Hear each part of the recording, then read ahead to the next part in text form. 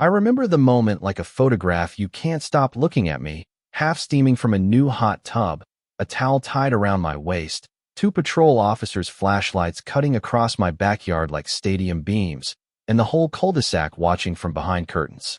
It was supposed to be our quiet anniversary.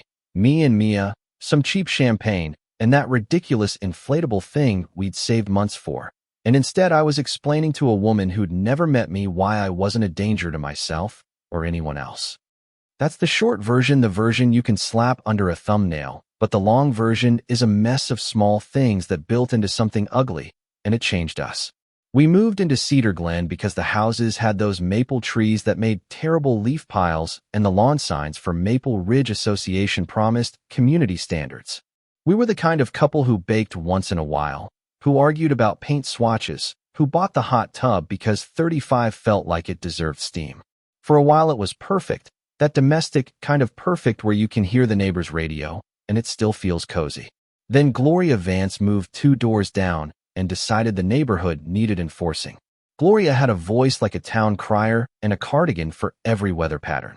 At first it was small, a note about trash cans left out, a whisper through a hedge about a mailbox leaning slightly. Then she started showing up at our gate like she'd always had a right to.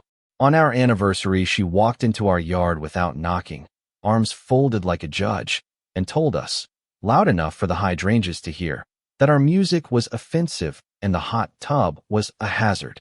Mia tried to be polite, bless her, and Gloria kept turning up the volume on the moral outrage until she dialed 911 in front of us.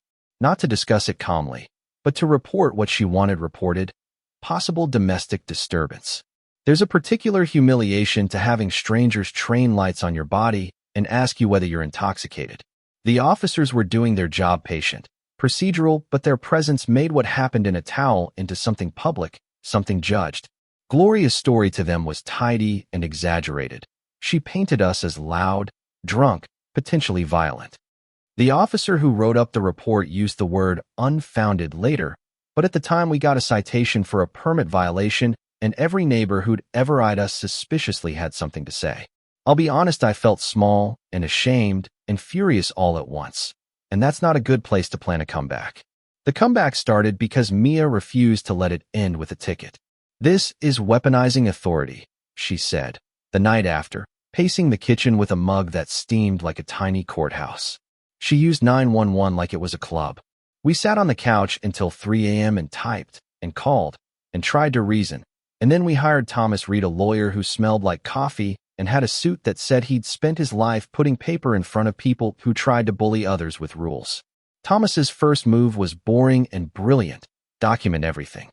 Phone records, the HOA's meeting notes, Gloria's history of complaints to the county, even a string of neighborhood posts about her concerns. We started to see a pattern, not a single weird night, but a campaign. That's when the backyard drama mutated into a legal saga. The hot tub company, AquaWarm Solutions, apparently had clauses about inspections and permits and community approval.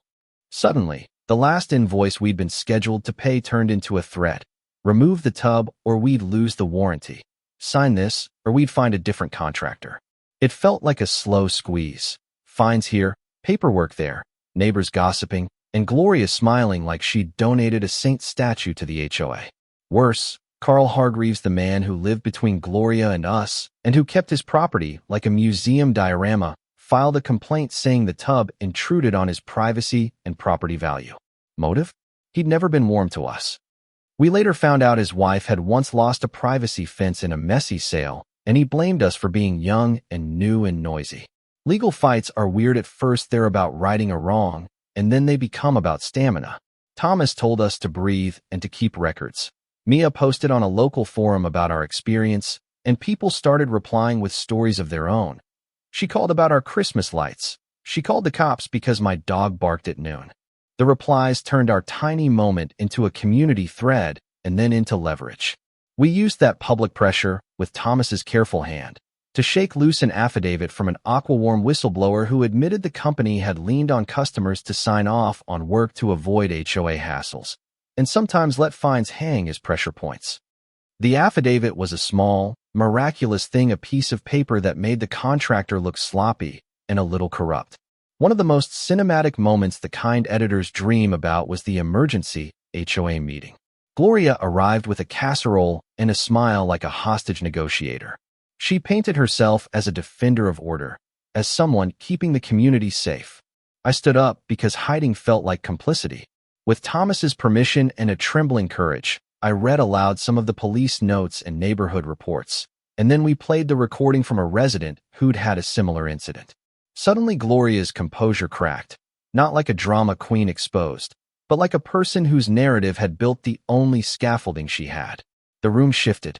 Some neighbors who'd ducked their heads now looked at us. Some who'd nodded for Gloria's sermons started asking questions. That moment didn't end everything. It escalated. Carl, who'd filed the cross-complaint, confronted me later in his driveway. His voice was low and tight. He told me the tub ruined his tranquility, and then, when words failed him, he grabbed a heavy wrench off his workbench and leaned it against the hood of his truck like a promise. I felt that old animal thing, the immediate calculation of danger, and I said plainly, "Put it down." The wrench clanged, the sled of silence slid over us, and he walked away. No blood, no sirens, just the knowledge that the fight had taken a darker corner. Discovery is where the truth often hides until someone looks for it. Mia found forum threads, old HOA emails, and a tipped-off former AquaWarm rep who put their name to a statement. Thomas used all of it. Depositions are ugly and revealing. Gloria, when asked under oath about her calls to 911, stumbled, and then cried, and then admitted to panic, to fear, to a habit of reporting what she thought she saw even when she was wrong. It wasn't a villain origin story, it was a human one, messy and defensive. Carl's motives surfaced too. His property line anxiety, his bitterness about a past betrayal. None of that excused their behavior, but it explained why our backyard became a battlefield. The final hearing felt theatrical and modest all at once. The judge listened, the lawyers leaned in, and the truth, as much as truth can be carved out of testimony and paper, did its slow work. The court ordered the HOA to reimburse us for the citation and referred Gloria's pattern of false reports to the district attorney for review. AquaWarm settled with us quietly. The affidavit helped them avoid bigger trouble, and in return we got enough money to make repairs and a formal apology buried in legal language. The judge also ordered a privacy measure, a 10-foot sound-absorbing screen along Carl's boundary. It was practical and ridiculous, a victory, yes, but also a vertical scar across our view of the neighborhood. We won, but the win was not a triumphant montage. The wall sits there now, ugly cedar panels with a line of city-approved shrubbery, and every time I take a midnight dip, I see its silhouette. Sometimes I think of justice as a neat balance, like a scale settling. This felt more like sanding a rough board until it fits, and still seeing the seam. We got restitution, a public record that Gloria had abused the system, and a community conversation about how easily minor authority can be weaponized. We lost something too, the naive idea that neighborly life is only about bake sales and borrowing a cup of sugar.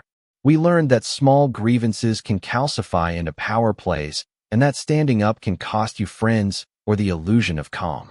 Sitting here now, with the tub bubbling like a remembered heartbeat, I don't want to make heroes of ourselves. We were scared, we made mistakes, we got angry, and we fought. If you've ever been on the wrong end of a false report, or watched someone use rules to push others around, you know that it's less about law and more about courage and paperwork and patience. So tell me in the comments, drop a story, or an opinion. Was what we did right? Did Gloria deserve what happened? Is a privacy wall a fair compromise or a concession that normalizes neighborhood wars? Share your take on justice, on community, and on the small powers that make big problems.